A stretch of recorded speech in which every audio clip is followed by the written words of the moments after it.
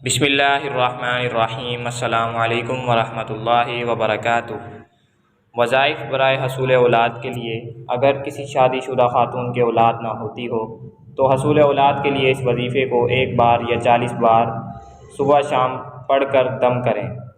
तो वो आयात ये हैं, या अय्युहन्नासुत्तक़ू रब्बकुमुल्लज़ी ख़लक़कुम मिन नफ़्सिन वाहिदतिन व ख़लक़ मिन्हा ज़ौजहा व बस्स मिन्हुमा रिजालन कसीरन व निसाअ वत्तक़ुल्लाहल्लज़ी तसाअलून बिही वल अर्हाम इन्नल्लाहा काना अलैकुम रक़ीबा।